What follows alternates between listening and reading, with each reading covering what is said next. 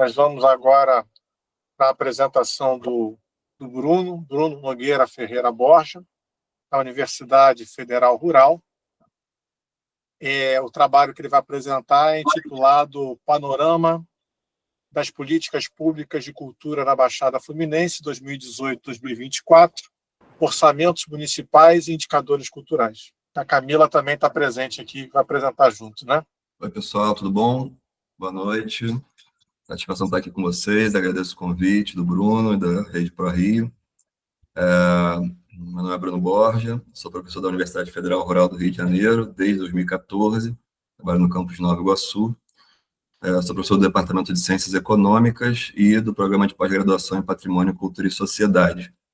Lá, coordeno o Observatório Baixada Cultural, o OBAC, e esse artigo é feito da pesquisa do OBAC. Estou aqui com Camila Heller, colega servidora da Rural, mestre em Engenharia de Produção pela UFRJ e, há alguns anos já, chefe do Departamento de Arte e Cultura da Pró-Reitoria de Extensão da Rural. E o artigo foi feito também com o Bruno Lima, que foi formado em Economia na Rural e hoje está no doutorado da Economia da UF, pesquisando políticas culturais na Baixada.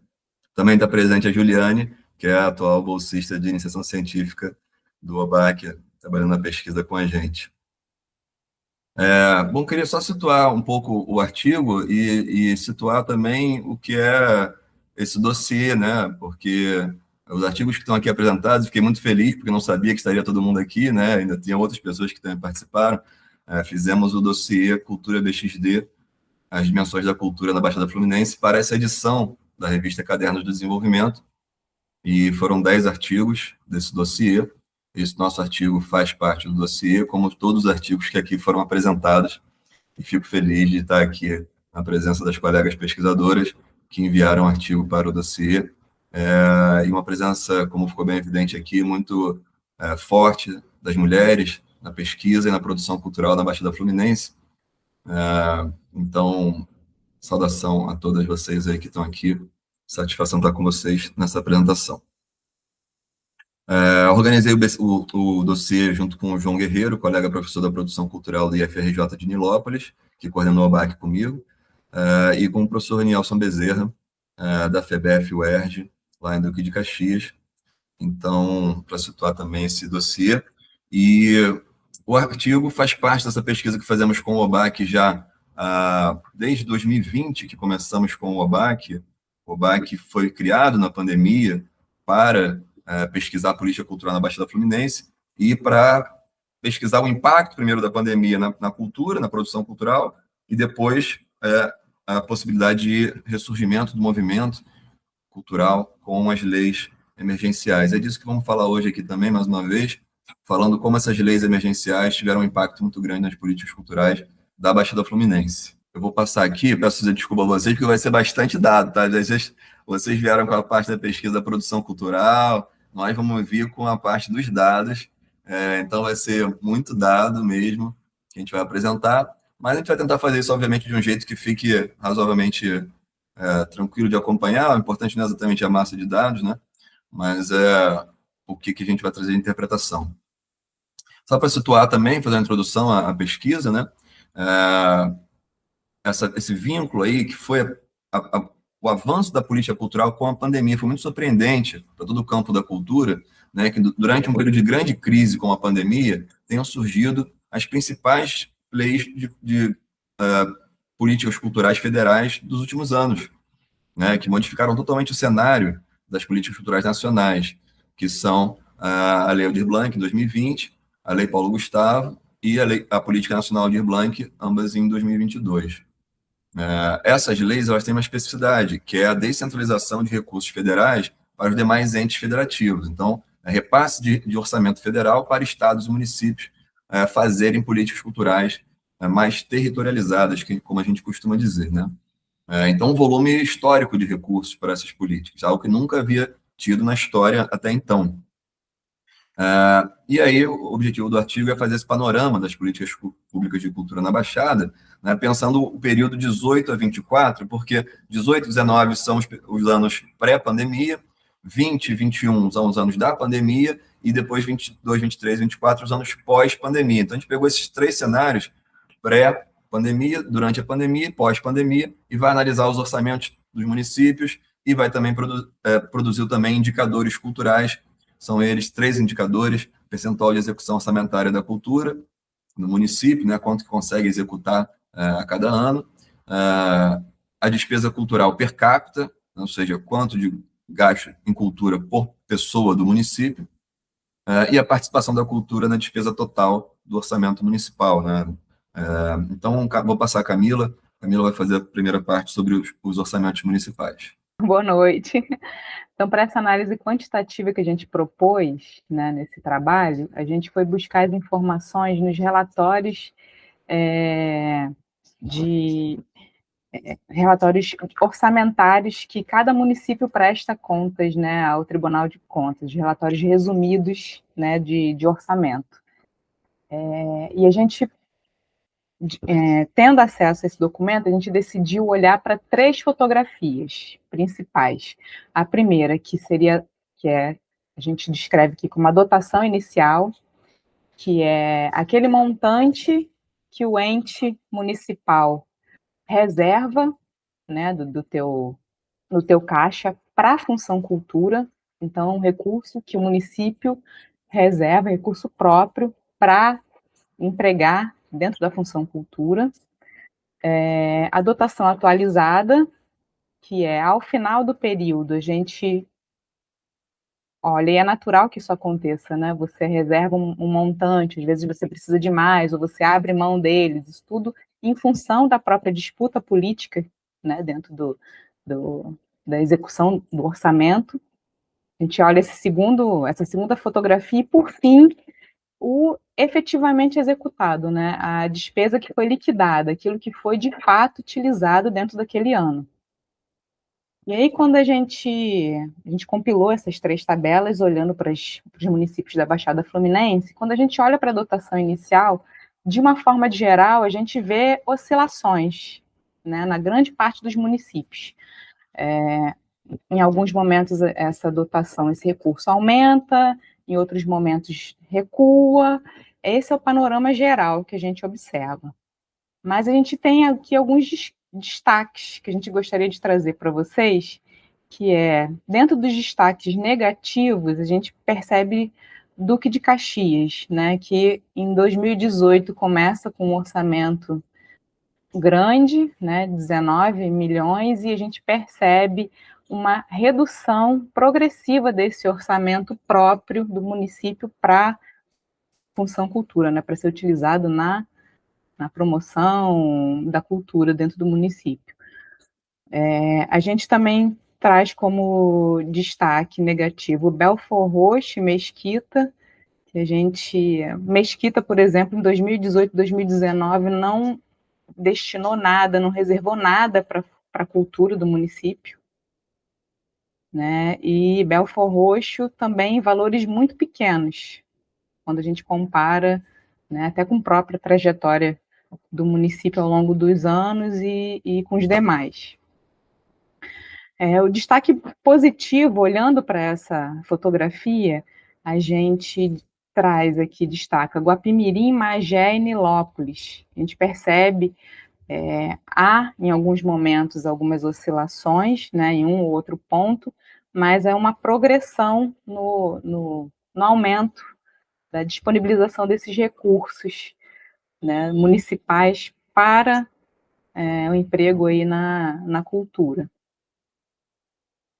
Passando para a próxima tabela, que é da dotação atualizada, então, ao final do ano, isso foi o que eles previram, né, a inicial, quando aprovaram a lei orçamentária, e ao final do período, ao final do ano, a gente tem uma outra fotografia, né, dessa reserva de recursos, que é essa dotação atualizada.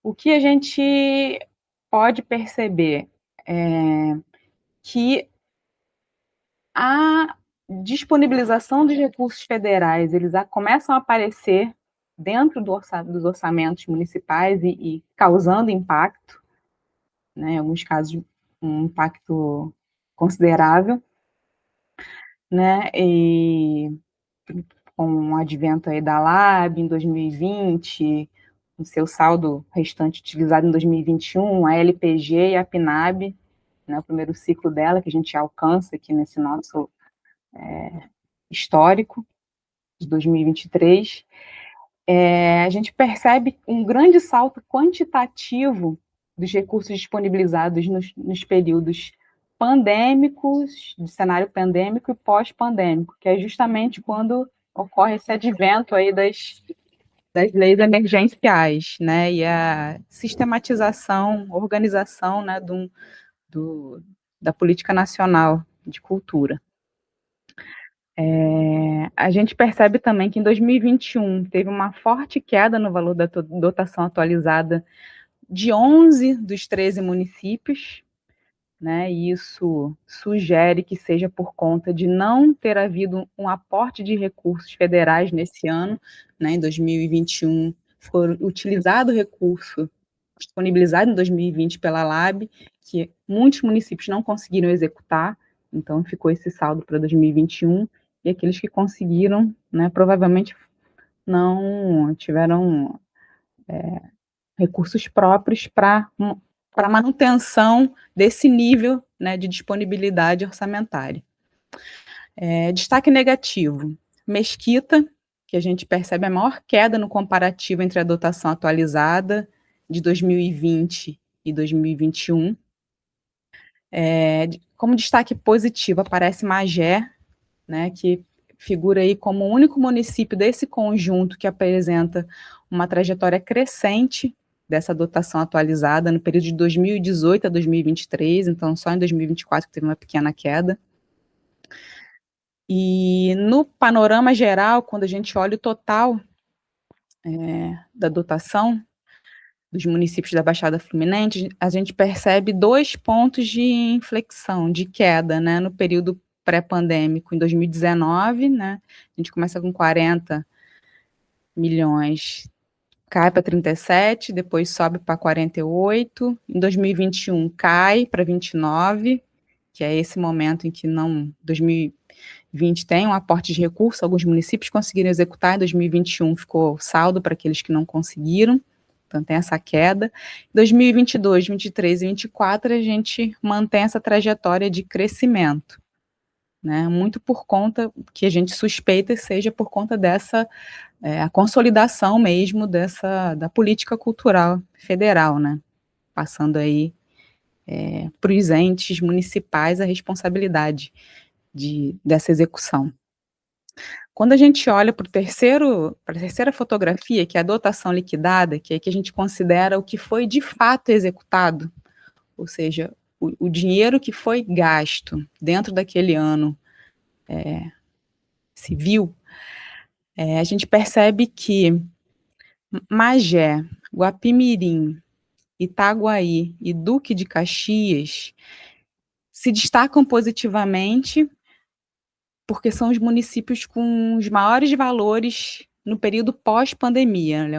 Olhando o cenário pós-pandemia, são os municípios que se destacam aí, tendo os maiores valores executados, ou seja, foram municípios que foram eficientes na utilização de recursos, conseguiram utilizar um montante, e isso foi aumentando ao longo do tempo, ou seja, pode sugerir uma eficiência desses municípios na sistematização, né, das políticas públicas de cultura.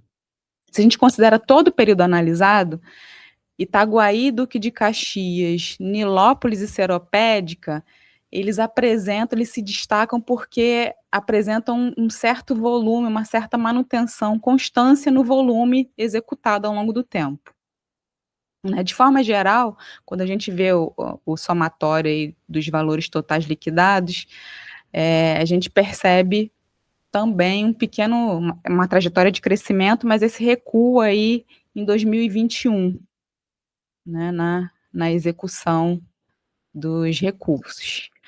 A gente, olhando essas fotografias, a gente percebe que as LAB, LPG, PNAB trouxeram impactos significativos nos orçamentos dos municípios, né, e como demonstra, né, a trajetória dos valores totais executados aí na região, mas ao mesmo tempo a gente tem que ficar preocupado com a possibilidade de substituição do orçamento próprio dos municípios pelos recursos que eles estão recebendo, né, de forma federal. Isso a gente vê um pouco na dotação inicial, quando a gente percebe que alguns municípios estão reduzindo a injeção de recursos próprios, né, e ficando muito dependentes, né, dos recursos federais. E a gente também, ao longo aí, na sequência, com a análise dos indicadores que o Bruno vai trazer, a gente vai perceber algumas questões ligadas à eficiência orçamentária na execução dos recursos, porque também não adianta a gente ter recurso disponível e não conseguir executá-los, né, a contento. Passo para o Bruno. Valeu, Camila, obrigado. Vou passar rapidinho aqui, minha gente, para não me estender muito. A gente trouxe 3 indicadores, tá? O primeiro deles é o percentual de execução orçamentária da cultura nos municípios. Aqui é quanto que o município conseguiu de fato executar. É aquilo que a Camila estava trazendo ali, né? Quanto de fato foi liquidado. Vou encaminhar já para o final, você rapidinho. Quanto de fato foi liquidado pelos municípios, né? A gente vê uma trajetória de elevação desses índices nos municípios individualmente. Eu vou mostrar uma outra imagem. Não vou me deter muito nos municípios individualmente, mas vou fazer o agregado já, porque o agregado mostra a curva bem evidente da subida do percentual de execução em 2020 com a LAB, né? Então, é um salto aí da faixa de entre 30% e 40% de execução dos recursos, isso vai para a faixa de 60%, 70% de execução. Então, um salto muito evidente, né, na melhora no índice de execução, no percentual de execução dos municípios. Outro índice é a despesa cultural per capita, ou seja, quanto por pessoa do município, né? E aí que tem um fator muito importante, que é os municípios muito populosos, apesar de terem muitos recursos, eles têm mais população ainda, então, quer dizer, o índice per capita acaba baixando.